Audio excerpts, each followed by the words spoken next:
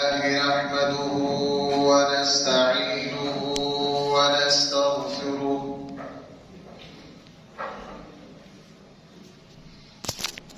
ونؤمن به ونتوكل عليه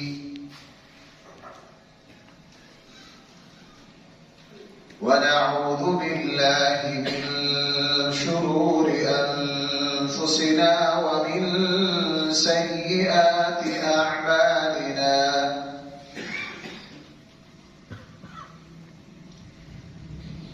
من يهده الله فلا مضل له ومن يضلله فلا هادي له ونشهد أن لا الله وحده لا شريك له ونشهد أن سيدنا وسندنا ومولانا محمدا عبده ورسوله صلى الله تعالى عليه وعلى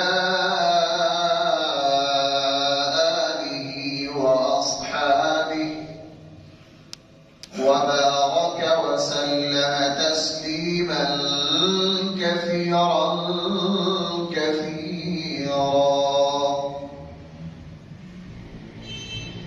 أما بعد فأعوذ بالله من الشيطان الرجيم بسم الله الرحمن الرحيم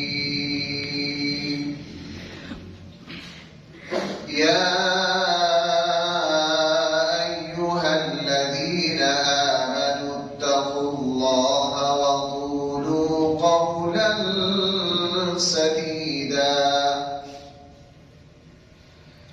يصلح لكم أعمالكم ويغفر لكم ذنوبكم ومن يطع الله ورسوله فقد فاز فوزا عظيما صدق الله مولانا العظيم.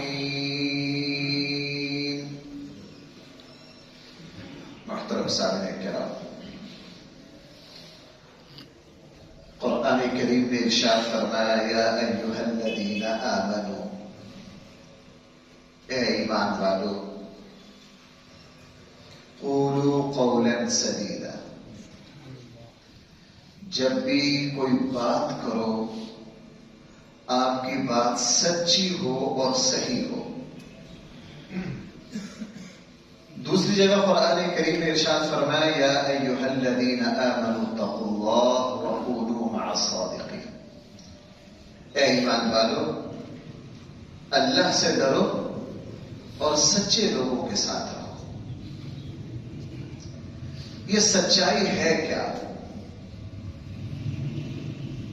اسلام میں اس کی اہمیت اتنی کیوں ہے؟ سچائی کی تعریف تھوڑا سا میں آگے جا کے جو سچائی کی تعریف ہے اس کو عرض کروں گا. پہلے یہ سمجھ لیجئے کہ قرآن کریم نے سچائی کو اتنی اہمیت کیوں دی ہے. انبیاء علیہ السلام کا قرآن کریم جہاں ذکر کرتا ہے ساتھ ساتھ ان کی سچائی کو ذکر کرتا ہے. چونکہ اسلام کا ماننا یہ ہے، اسلام کا حکم یہ ہے کہ جو انسان، بھائی میں کیا لفظ استعمال کر رہا ہوں، اس فرق کو آپ سمجھا کیجیے. جہاں میں انسان کا لفظ بولوں وہاں مسلمان اور کافر دونوں مراد ہوتے ہیں. قرآن کا یہی اسلوب ہے. قرآن نے جہاں بھی یا ایھا الناس کہا ہے وہاں خطاب قرآن کا مسلمان کو بھی ہے، کافر کو بھی ہے. قرآن کریم نے جہاں ایمان والوں کو الگ سے خطاب کیا ہے تو یا ایھا الذین آمنوا کہا ہے، اور جہاں کافروں سے الگ سے خطاب کیا ہے وہاں کافروں کا ذکر کیا ہے، قل یا ایھا الکافرون. قرآن نے الگ سے خطاب کیا. قرآن اسلام کا یہ کہنا ہے کہ جو انسان خواہ وہ مسلمان ہو خواہ وہ کافر ہو، جس مسلمان کے پاس زبان کی سچائی نہیں ہے، وہ سچ نہیں، وہ جھوٹ بولتا ہے، وہ انسان نہیں بلکہ حیوان بھی نہیں. انسان نہیں بلکہ حیوان کیوں نہیں، اس کو بھی میں آگے جا کے عرض کروں گا. اس لیے قرآن کریم نے سچائی کو، صدق کو اتنی اہمیت دی. انبیاء علیہ السلام کا قرآن جہاں ذکر کرتا ہے، ہر نبی کی صفات میں سے سب سے اہم صفت صدیقیت ساتھ لاتا ہے. وَاذْكُرْ فِي الْكِتَابِ إِبْرَاهِيمَ، آپ ابراہیم علیہ السلام کا ذکر کیجئے. إِنَّهُ كَانَ صِدِّيقًا نَبِيًّا. آپ تھوڑا سا غور کیجئے، یہاں نبی پہلے ہے صدیق پہلے ہے؟ إِنَّهُ كَانَ صِدِّيقًا. قرآن کریم نے نبوت کا ذکر بعد میں کیا ہے اور سچائی کا ذکر کیوں؟ اس وقت تک کسی نبی کو نبوت ملتی نہیں جب تک اس کی سچائی کو معاشرے کے اوپر ثابت نہ کر دیا جائے.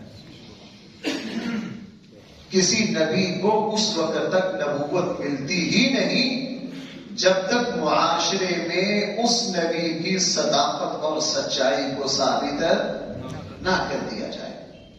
اسی لیے ہمارے آقا صلی اللہ علیہ وسلم نے جس وقت اللہ تعالی کی طرف سے حکم ملا کہ اپنی نبوت کا عام اعلان لوگوں کے سامنے کیجئے، تو نبی کریم صلی اللہ علیہ وسلم جبل ابی قبیس کے پاس جو کوہ صفا مروہ مشہور ہے، پاس ہیں یہ تینوں، تو آپ صفا پہاڑی پر گئے. اس میں ایک ٹکڑا ہے نبی کریم صلی اللہ علیہ وسلم کا. آپ علیہ السلام نے سارے کافروں سے خطاب میں یہ فرمایا، هل وجدتمونی صادقا او کاذبا، کیا تم نے مجھے سچا پایا ہے یا جھوٹا؟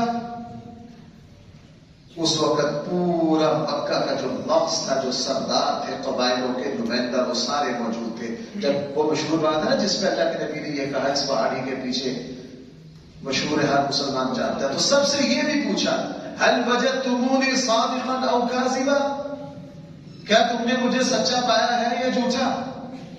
کسی نے یہ نہیں کہا کہ ہم نے آپ کو جھوٹا پایا، بلکہ جواب میں ابو لہب سمیت سب نے یہ کہا کہ ہم نے آپ کو صادق الامین پایا. یعنی نبوت ملنے سے پہلے نبی کریم صلی اللہ علیہ وسلم کی آپ صرف یہ نہیں کہ آپ سچ بولتے تھے، یہ چھوٹا لفظ ہے، نبوت ملنے سے پہلے پورا مکہ گواہ بن گیا تھا نبی کریم صلی اللہ علیہ وسلم کی سچائی کا. اس لیے جو سچا نہ ہو اس کو کوئی عام عہدہ نہیں دیا جا سکتا. نبوت کا کہاں ملے گا؟ مرزا قادیانی بدبخت کے دجال و کذاب ہونے کی جو نشانیاں اور ثبوت ہے ان میں سے ایک یہ بھی ہے، یہ دنیا کا واحد ایسا بدبخت ہے جس کے جھوٹوں کو بھی علماء نے حروف تہجی کے اعتبار سے مرتب کیا. یہ لطیفہ میں آپ کو کیا سناؤں، یہ واحد ایسا شخص ہے دنیا میں، میرے علم میں اور نہیں، ایک عالم نے، اس نے زندگی میں جتنی گالیاں دی ہیں نا، اشعار تو آپ نے حروف تہجی کے اعتبار سے سنے ہوں گے، کبھی گالیاں بھی سنی ہیں زندگی میں؟ گالیاں اس نے اتنی دی ہیں، جھوٹ اتنے بولے ہیں کہ علماء کو حروف تہجی کے اعتبار سے تقسیم کرنا پڑا.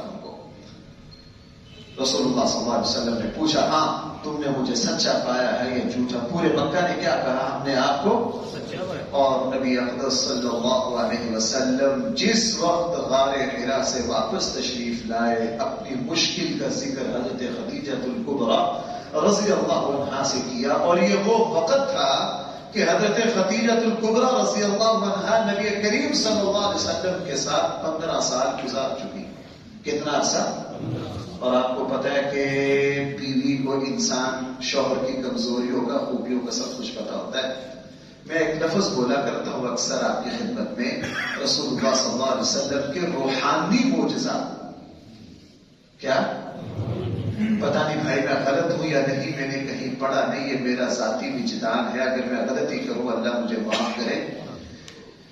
مجھے یوں لگتا ہے کہ نبی کریم صلی اللہ علیہ وسلم کے روحانی معجزات اللہ کے نبی کی ظاہری اور حسی معجزات سے بڑے ہیں۔ آپ کو مزہ نہیں آئے گا اس بات کا، لیکن جو بندے علم سے مناسبت رکھتے ہیں میری بات پر ذرا غور کرنا۔ ایک طرف اللہ کے نبی کا معجزہ یہ ہے جو آنکھوں سے نظر آیا، حسی، اللہ کے نبی نے چاند کی طرف انگلی سے اشارہ کیا، چاند کے 2 ٹکڑے۔ بھائی یہ معجزہ آنکھوں سے نظر آنے والا ہے کہ نہیں؟ اس معجزہ کو بیان کریں، ہر کوئی سبحان اللہ کہتا ہے، ہر کسی کو مزہ آتا، آنا بھی چاہیے، ایمان کو طاقت ملتی ہے۔ لیکن میرے نزدیک اللہ کے نبی کے مانوی نظر نہ آنے والے معجزات اس سے بڑے ہیں۔ ایک معجزہ اللہ کے نبی کا مانوی بتاؤں، میرے نزدیک چاند کے 2 ٹکڑوں سے وہ بڑا معجزہ ہے۔ وہ کیا ہے کہ نبی کریم صلی اللہ علیہ وسلم نے جس وقت نبوت کا اعلان کرنے سے پہلے خفیہ طور پر بتایا، تو سب سے پہلے جو قریبی ترین لوگ تھے جن کو نبی کریم صلی اللہ علیہ وسلم کی خلوت و جلوت، تنہائی و غصہ، خوشی، ہر کیفیت کا پتہ تھا، اللہ کے نبی نے ان کو بتایا۔ حضرت خدیجہ الکبریٰ کو بتایا، صدیق اکبر بچپن کے یار تھے ان کو بتایا، حضرت علی رضی اللہ عنہ ہاتھوں میں پلے تھے حضور کے گھر رہتے تھے ان کو بتایا، زید بن حارثہ کو بتایا جو اللہ کے نبی کے منہ بولے بیٹے تھے۔ انسان دور والوں کو دھوکہ دے سکتا ہے، میں اب بن ڈھن کے آپ کے سامنے آ کے ٹوپی پہن کے مولوی بن کے بیٹھ گیا ہوں، آپ کو کیا پتا میری تنہائی کا، میں آپ کو منٹوں میں دھوکہ دے سکتا ہوں، جوبا کبا تصویر پکڑی پکڑی ہاتھ میں پکڑ کے۔ لیکن جناب اگر آپ میرے تنہائی کے ساتھی ہیں، میرے سفر کے ساتھی ہیں، پھر میں آپ کو دھوکہ دے نہیں سکتا۔ نبی کریم صلی اللہ علیہ وسلم نے اپنی رفیقہ حیات سے کہا کہ میں اللہ کا نبی ہوں، تو رفیقہ حیات حضرت خدیجہ نے فرمایا آپ بالکل اللہ کے نبی ہیں، میں 15 سال سے آپ کو دیکھ رہی ہوں۔ بچپن کے دوست حضرت صدیق اکبر سے کہا میں اللہ کا نبی ہوں، صدیق اکبر نے تو سوچا بھی نہیں، پوچھا بھی نہیں، فوراً کہا صدقت، میں صدقت، آپ سچ کہہ رہے ہیں، آپ اللہ کے نبی ہیں۔ اور ہاتھوں میں پلے ہوئے بچے حضرت علی کو کہا میں اللہ کا نبی ہوں، حضرت علی بھی مسلمان ہو گئے۔ زید بن حارثہ کو کہا، زید بن حارثہ بھی کیا ہو گئے؟ مسلمان ہو گئے۔ میں نے بڑی مرتبہ یہ جملہ عرض کیا ہے، کوئی بندہ اپنوں میں ہیرو نہیں بنا کرتا، یہ صرف امام الانبیاء صلی اللہ علیہ وسلم ہے جو اللہ کے نبی کے جتنا قریب تھا اس کی نظر میں اللہ کے نبی کا مقام اتنا ہی اونچا تھا۔ یہ اللہ کے نبی کے مانوی معجزات ہیں۔ مجھے یوں لگتا ہے، میں بار بار ڈر کے کہہ رہا ہوں، ہو سکتا ہے مجھ سے غلطی ہو جائے، اللہ مجھے معاف کرے، مجھے یوں لگتا ہے اللہ کے نبی کے مانوی معجزات، نظر نہ آنے والے یہ کردار کے معجزات چاند کے 2 ٹکڑے کرنے سے بڑا معجزہ ہے۔ اسی لیے جب غار حرا سے واپس تشریف لائے، آ کر حضرت خدیجہ الکبریٰ کو اپنی بے چینی بتائی، حضرت خدیجہ نے بڑے اعتماد سے کہا آپ پریشان نہ ہوں، آپ جو خوبیاں بیان کی ان میں سے یہ بھی کہا آپ سچ بولتے ہیں اور اللہ تعالیٰ سچوں کو کبھی ضائع ہونے نہیں دیتے۔ اس لیے قرآن کہہ رہا وَاذْكُرْ فِي الْكِتَابِ إِبْرَاهِيمَ، آپ ابراہیم علیہ السلام کا ذکر کیجئے، إِنَّهُ كَانَ صِدِّيقًا نَبِيًّا۔ قرآن نے آگے حضرت اسماعیل کا ذکر کیا، وَاذْكُرْ فِي الْكِتَابِ إِسْمَاعِيلَ إِنَّهُ كَانَ صَادِقَ الْوَعْدِ وَكَانَ رَسُولًا نَبِيًّا۔ اور بھائیو ذرا توجہ کرو جس کی طرف، اسماعیل کے تعارف میں رسول بھی قرآن نے کہا، نبی بھی کہا، لیکن رسول تعارف میں بعد میں کہا، نبی بھی سچائی پہلے کہی، إِنَّهُ كَانَ صَادِقَ الْوَعْدِ وَكَانَ رَسُولًا نَبِيًّا۔ ادریس علیہ السلام کا تعارف میں بھی قرآن نے یہی کہا، وَاذْكُرْ فِي الْكِتَابِ إِدْرِيسَ إِنَّهُ كَانَ صِدِّيقًا نَبِيًّا۔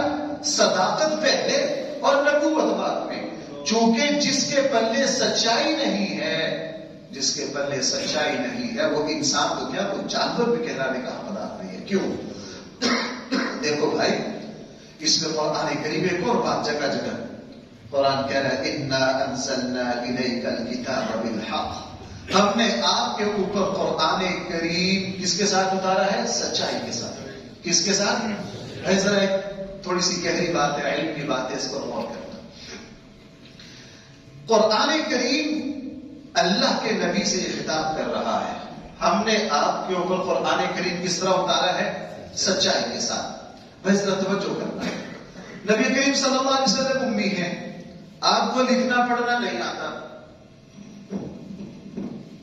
مکہ کے اندر 2-3 کتابوں کے علاوہ کسی کتاب کا وجود نہیں تھا. پورے عرب میں کسی لائبریری کا لینا دینا نہیں تھا. اور قرآن کریم یہودی جو بڑے بڑے علماء، بڑے بڑے صاحب علم، حبار اور حبر، وہ سارے مدینہ کے لائق آئے ہیں. قرآن کریم نے نبی کریم صلی اللہ علیہ وسلم کی زبان مبارک سے جس وقت ذکر کیا یہودیوں کے انبیاء کا، ان کے باپ دادوں کا، انہوں نے حضور علیہ السلام پر بڑے اعتراض کیے. میں نے کئی مرتبہ عرض کیا اللہ کے نبی پر جو 9-10 مرتبہ قاتلانہ حملہ ہوا ہے، اکثر کس نے کیے ہیں؟ یہودیوں نے اللہ کے نبی پر ہر طرح کا اعتراض کیا. لیکن کوئی آج تک کوئی یہودی یہ نہیں کہہ سکا کہ ہمارے باپ دادے موسیٰ اور ہارون، داؤد اور سلیمان، حضرت زکریا اور یحییٰ، ہمارے باپ دادوں کے بارے میں جتنی باتیں قرآن نے کہی ہیں، پوری دنیا یہود مل کر ایک لفظ بھی اس کے خلاف نہیں ثابت ہے. کیوں؟ قرآن نے صاف کہا اِنَّا أَنزَلْنَا إِلَيْكَ الْكِتَابَ بِالْحَقِّ، ہم نے اس کتاب کو کس طرح نازل کیا ہے؟ سچائی کے ساتھ. اور یوسف علیہ السلام کا ذکر کرتے ہوئے قرآن کریم نے، اللہ کے نبی جب بھی یوسف علیہ السلام کا ذکر کرتے نا تو اللہ کے نبی یہ فرماتے میرے بھائی یوسف صدیق. قرآن نے کہا یوسف ایھا الصدیق افتنا. اور اس کے پیچھے ایک بڑی حیران کن بات ہے. یوسف علیہ السلام جیل میں چلے گئے، آپ سارے حضرات کو جانتے ہیں. جیل میں چلے گئے اور 2 قیدیوں نے خواب کی تعبیر پوچھی، بتا دی. ایک پھانسی چڑھ گیا، ایک کو رہائی مل گئی. اور جس کو رہائی ملی، جب وہ بادشاہ کے پاس پہنچ گیا، بادشاہ نے خواب دیکھ لیا کہ 7 موٹی گائے پتلی گایوں کو کھا. تو جب بادشاہ نے تعبیر پوچھی تو اس وقت اس نے کہا کہ وہ جیل میں، یہ جملہ میں صرف اس جملے پہ جانا، جیل میں ایک شخص ہے جس کو سارے صدیق اور سچا کہتے ہیں، جس کو سارے کیا کہتے ہیں. میں نے عرض کیا کوئی نبی کو اس وقت تک نبوت ملتی نہیں جب تک اللہ تعالیٰ اس کی سچائی کو معاشرے پر ثابت نہ کر دے. اللہ تعالیٰ معاشرے میں اس کی سچائی کو ثابت نہ کر دے. اسی لیے جس وقت وہ حضرت یوسف علیہ السلام کے پاس آیا نا، بادشاہ کے کہ آپ کو بادشاہ بلا رہے ہیں، تو آ کے کہا اے سچے یوسف. کیا کہا؟ آ کے اے سچے یوسف. اس نے بھائی قرآن میں سچائی کو اتنی اہمیت دی ہے، لیکن کیا کریں اس وقت جھوٹ ہمارے معاشرے میں اس طرح گردش کر رہا ہے جس طرح ہمارے جسم میں خون. ہمارے یہاں بغیر کسی وجہ کے رواجوں جھوٹ بول دیا جاتا ہے، اور اتنا جھوٹ کہ اس وقت کسی آدمی کی بات پر یقین کرنا مشکل ہو گیا. آپ جائیے مارکیٹوں میں، آپ جائیے بازاروں میں. مجھے ایک مرتبہ ہمارے ایک ڈاکٹر دوست ہیں، انہوں نے مجھے یہ بات سنائی، شاید میں نے کبھی ذکر کی ہو. وہ کہہ رہے کہ میری لاہور ڈیوٹی تھی، تو وہاں ایک عیسائی عالم عیسائیوں میں خطاب کر رہے تھے. تو اس نے اپنے لوگوں کو پتا کیا کہا؟ میں سناؤں کہ رہنے دو، بہت دل خراش ہے، مجھے بڑا دکھ ہوتا ہے اس کو سناتے ہوئے. کہہ رہے کہ وہ عیسائی عالم اپنے لوگوں سے یہ کہہ رہا تھا یا جھوٹ بولنے سے باز آ جاؤ، اگر جھوٹ بولنے سے باز نہیں آنا پھر مسلمان ہو جاؤ، یا جھوٹ بولنے سے باز آ جاؤ، اگر جھوٹ بولنے سے باز نہیں آنا تو پھر کیا ہو جاؤ؟ مسلمان ہو جاؤ. ہمارے یہاں اتنا جھوٹ ہے اور اس میں کوئی شک نہیں.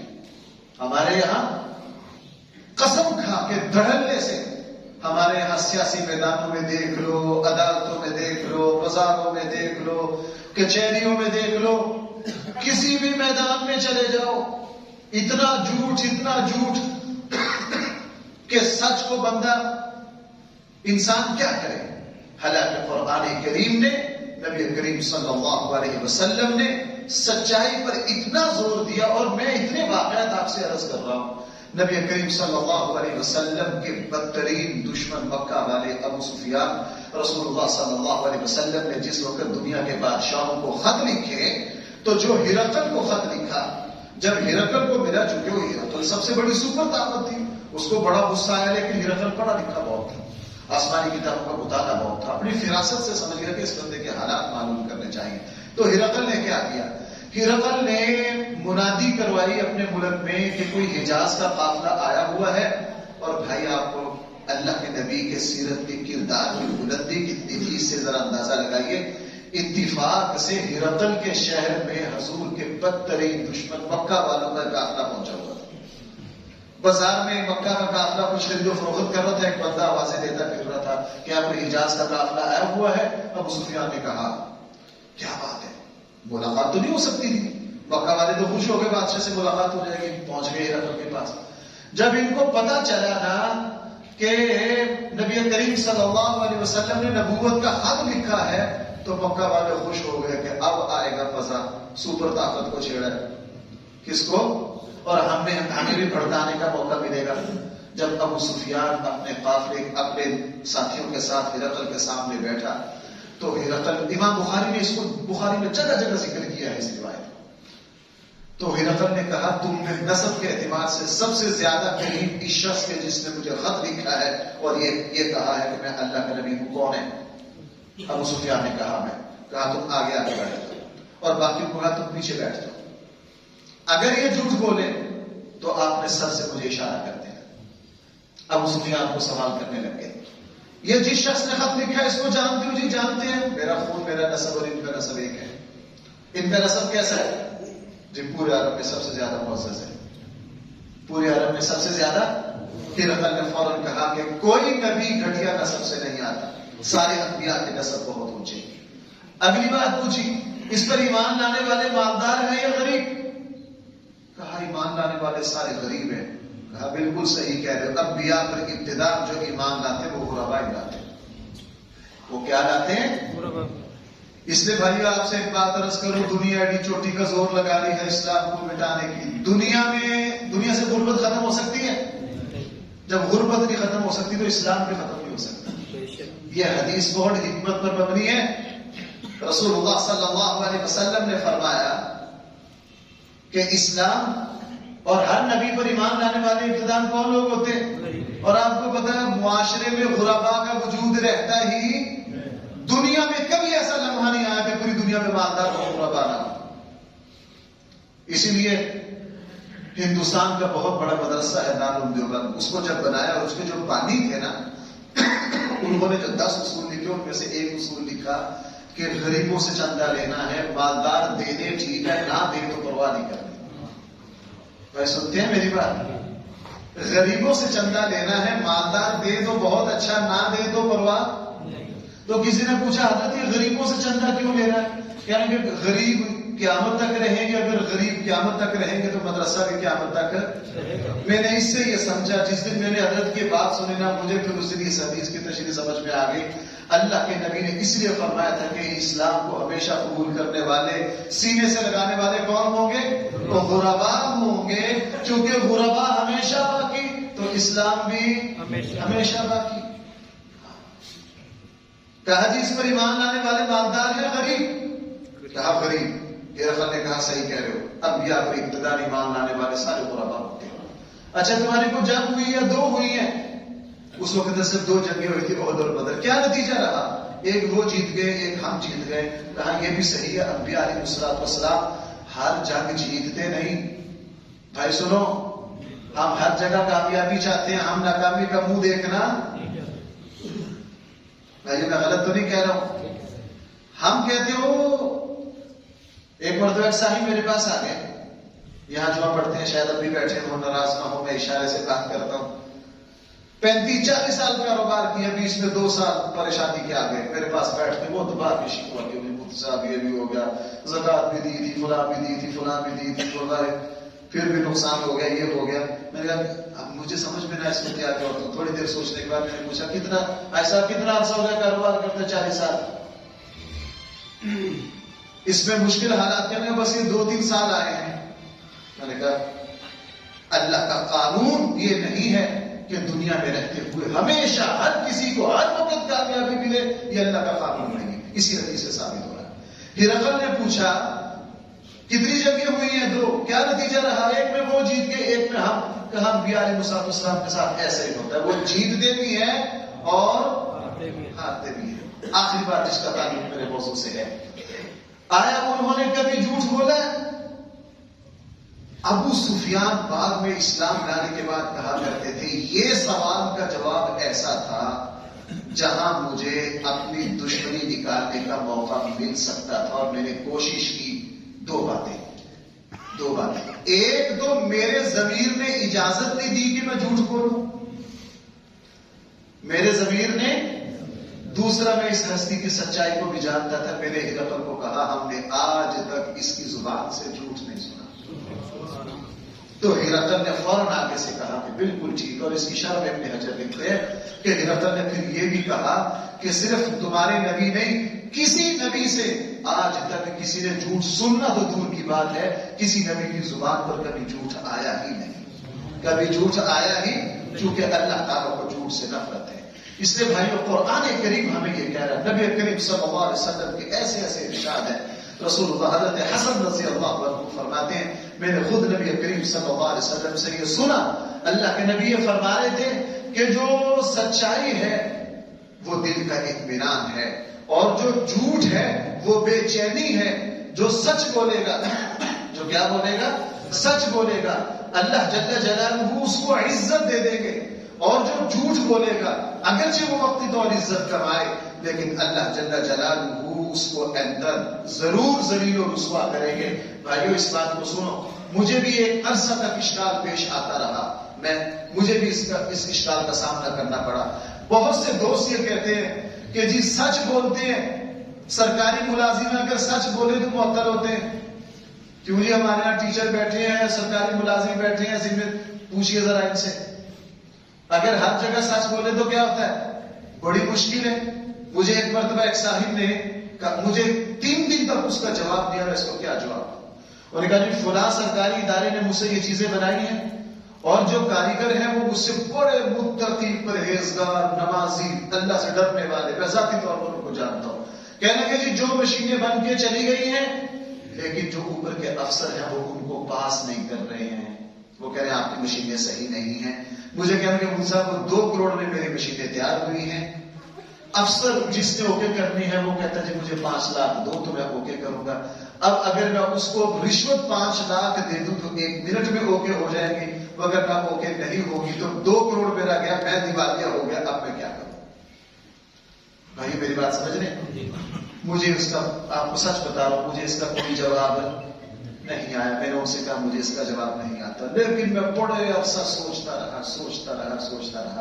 پھر اللہ نے میرے دل پر ایک جواب ڈالا. آپ سے بھی عرض کرتا ہوں، میرے دل میں یہ جواب آیا، واقعتاً ایسا ہو سکتا ہے کہ دیوالیہ بھی ہو جاؤ، وقتی طور آپ کو سچ بولنے کی قیمت دینی پڑے گی، یہ دنیا ایسی ہی ہے، لیکن اللہ کل قیامت والے دن ہو سکتا ہے اسی سچ پہ آپ کو بخش دے، اسی سچ پہ کیا کر دے. اور پھر غور کرتے کرتے قرآن سے اس کی دلیل مل گئی. آپ سے ایک بات عرض کروں، سارے حضرات جانتے ہیں غزوہ تبوک میں منافقین پیچھے رہ گئے اور 3 صحابہ سچے بھی، کعب بن مالک، حضرت مرارہ، یہ 3 صحابی پیچھے رہ گئے. قرآن خود بیان کر رہا ہے جس وقت اللہ کے نبی تبوک سے واپس آئے، اللہ کے نبی تبوک سے واپس آئے، قرآن نے بار بار کہا نبی جی جب آپ مدینہ واپس جائیں گے منافق آپ کی بڑی بڑی قسمیں کھائیں گے، ٹھیک ہے، یعتذرون الیکم اذا رجعتم الیہم، آپ کے پاس آ کے معذرت کریں گے. سیحلفون باللہ، قرآن بار بار کہہ رہا ہے جھوٹی قسمیں کھائیں گے. اللہ کے نبی کو پتا تھا منافق آئے 6 قسمیں کھا کے کہتے جی میں بیمار تھا، اللہ کے نبی کو پتا تھا یہ جھوٹی قسمیں والے سارے کہتے. کعب بن مالک کی جب باری آئی تو کعب بن مالک خود فرماتے ہیں، امام بخاری نے تفصیل سے اس حدیث کو، کعب بن مالک کہتے ہیں میرے نفس نے مجھے بڑے سبز بار دکھائے، لیکن میں نے کہا نہیں، میں اللہ کے نبی کے سامنے جا کے سچ بولوں گا. اللہ کے نبی کی خدمت میں آئے، کہا اللہ کے نبی سچ یہ ہے میرے پاس پیچھے رہنے کا کوئی عذر نہیں ہے، زندگی میں کبھی اتنی فراوانی نہیں تھی جتنی مالداری آج تھی، آگے میرے پاس ایک سواری ہوتی تھی، اس مرتبہ 2 تھی، ہر طرح فرصت تھی، نکلنا بھی چاہتا تھا، آج جاؤں کل جاؤں آج جاؤں۔ پچھلا جمعہ بھائی میرے کس موضوع پہ تھا؟ آج اور کوئی کسی کو یاد ہے؟ پچھلا سارا جمعہ میرا کیا تھا؟ آج اور۔ یہ آج اور کل جو ہے نا اس نے ہمارا بڑا نقصان کیا۔ آج جاؤں اور کل جاؤں، فجر کی نماز آج پڑھنا شروع کروں کل کروں، یہ کام کل کروں گا یہ پرسوں کروں گا، وہ پرسوں بہت تک شیطان آنے نہیں دیتا۔ کعب بن مالک نے کہا نکلنا چاہتا تھا لیکن میں نفس کی خواصت میں آ گیا، میں اپنی کوتاہی کی وجہ سے رہ گیا ہوں، اللہ کے نبی میں سچ بول رہا ہوں۔ حضور نے فرمایا ٹھیک ہے، جب تم سچ بول رہے ہو تم جانو تمہارا اللہ جانے۔ آپ سارے حضرات جانتے ہیں مقاطع ہو گیا، بائیکاٹ ہو گیا، اور ان 3 صحابہ پر ایسا وقت آیا یہ صحابہ رویا کرتے ہیں ساری بات، چونکہ بیویاں بھی الگ ہو گئی، چونکہ وہ بھی مومن تھی، قرآن نے کہا ایمان والے اب ان سے تعلق ہے، ان کی بیویوں نے کہا ہم ایمان والے ہم تم سے کیوں تعلق رکھیں۔ 50 دن ایسے کعب بن مالک فرماتے تھے میں ساری رات رویا کرتا تھا، اگر اس حالت میں مر گیا تو اللہ کے نبی میری نماز جنازہ، میں مسجد جاتا جان بوجھ کے اللہ کے نبی کو سلام کرتا، اللہ کے نبی میرے سلام کا جواب نہ دیتے، اور 50 دن کے بعد قرآن کریم نے ان کی توبہ کو قبول کر لیا۔ اگلی بات ذرا سنیے، اب ان کی توبہ کا ذکر قرآن میں ہے، وَعَلَى الثَّلَاثَةِ الَّذِينَ خُلِّفُوا، ان کی توبہ کا ذکر بھائی کس کا حصہ ہے؟ قرآن کا حصہ ہے۔ ان کی توبہ کو بیان کرنے کے بعد آگے قرآن نے ایک جملہ کہا ان کی سچائی کا، یا ایھا الذین آمنوا اتقوا اللہ وکونوا مع الصادقین، اس سیاق و سباق میں کہا اے ایمان والو اللہ سے ڈرو اور کن کے ساتھ ہو جاؤ؟ سچوں کے ساتھ۔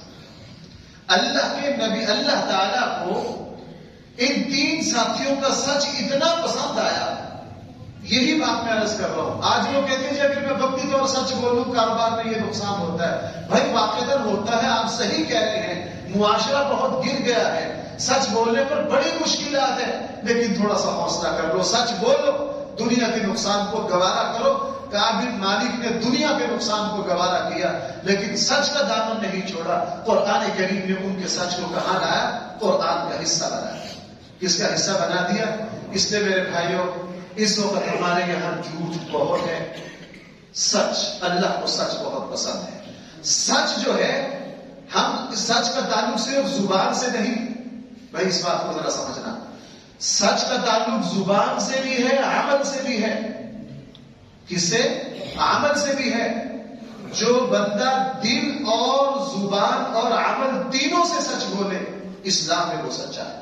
اس کی ایک مثال دے لیجیے، نبی کریم صلی اللہ علیہ وسلم نے ارشاد فرمایا من سأل اللہ شہادۃ بصدق، صدق کا لفظ ہے، جو اللہ تعالی سے دل کی سچائی سے شہادت مانگتا ہے۔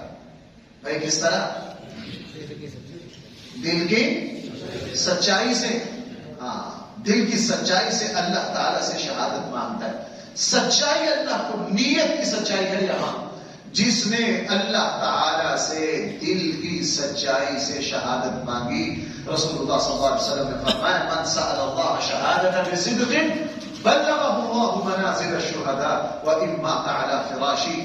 یہ صدق دل سے اللہ سے شہادت مانگ رہا ہے، اگر اس کو شہادت نہ ملی یہ اپنے بستر پر بھی فوت ہو گیا لیکن اس کی نیت سچی ہے، اللہ تعالیٰ اس سچی نیت کی وجہ سے ہی اس کا حشر شہداء کے ساتھ کریں گے۔ کس کے ساتھ کریں گے؟ اب شہید کے تو جسم کے ٹکڑے ٹکڑے ہو گئے، اس بندے کو جو گھر میں مرا ہے یہ شہیدوں تک کیسے پہنچ گیا؟ اس کی نیت سچی تھی۔ اس کی کیا تھی بھائی؟ اللہ تعالیٰ کو سچائی اتنی پسند، اور اسی طرح اپنے عمل سے بھی سچ کو ظاہر کرنا۔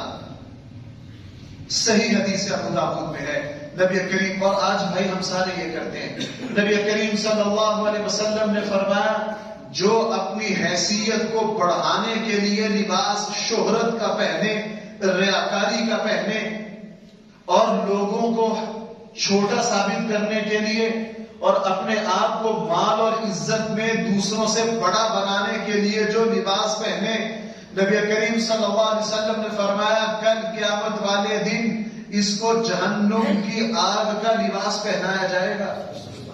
کس کا لباس پہنایا جائے گا؟ جہنم کی آگ کا لباس پہنایا جائے گا، چونکہ اس کا عمل جھوٹ بول رہا۔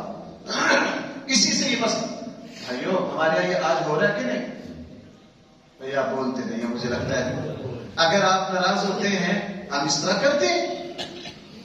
اس لیے علماء نے لکھا ہے، میں اپنے اوپر بات نہیں دیتا ہوں بھائی اگر آپ ناراض ہوتے ہیں، اکثر ایسی سخت بات میں مولویوں پر کر دیتا ہوں تاکہ آپ ناراض نہ ہوں، بطور لطیفہ کروں، ویسے بھی آپ کو مولویوں پر لطیفے کا زیادہ مزہ آتا ہے۔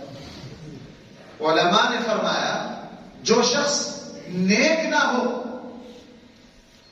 جان بوجھ کر ہاتھ میں تسبیح، لوگوں کو یہ ظاہر کرنے کے لیے کہ میں ہر وقت اللہ کا ذکر کرتا ہوں، جیسے ہی تنہائی میں جاتا ہے تسبیح اٹھا کے وہ مارتا ہے لوگوں کے سامنے نیکوں والا حلیہ، تاکہ لوگ مجھے کیا سمجھیں؟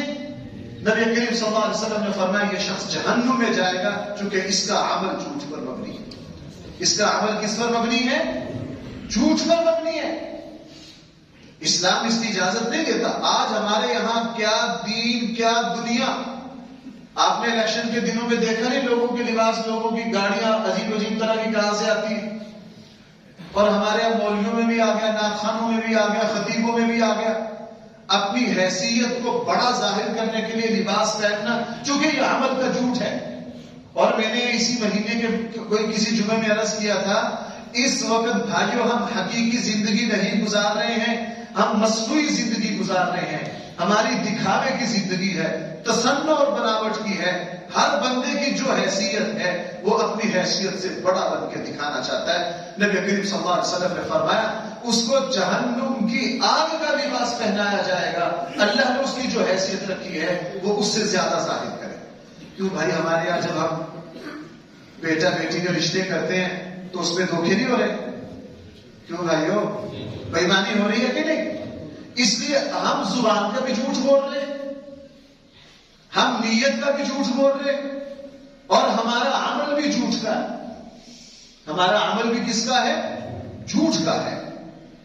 نبی کریم صلی اللہ علیہ وسلم نے اسی لیے لعنت فرمائی، اور رسول اللہ صلی اللہ علیہ وسلم نے ارشاد فرمایا لوگوں یہ جو جھوٹ ہے یہ انسان کو ہلاک کر دیتا ہے، برباد کر دیتا ہے، اور سچائی جو ہے نبی کریم صلی اللہ علیہ وسلم کا ارشاد ہے سچائی کی وجہ سے اللہ جل جلالہ آنے والی مشکلات کو حل کر دیتے ہیں۔ اور آپ اس کو کر کے دیکھیے، امام غزالی رحمہ اللہ نے جہاں سچائی کے فوائد گنوایا، پورے صفحے پر سچائی کے فائدے لکھا، فرمایا جو سچ بولے گا اللہ اس کی عزت میں اضافہ کریں گے، جو سچ بولے گا اللہ اس کو معاشرے میں مقام دیں گے، جو سچ بولے گا اللہ اس کے رزق میں برکت دیں گے، بلکہ یہ بھی فرمایا جو سچ بولے گا اللہ اس کو مصیبتوں سے بچائیں گے، جو سچ بولے گا اللہ جل جلالہ اس کی مہلک بیماریوں سے حفاظت فرمائیں گے۔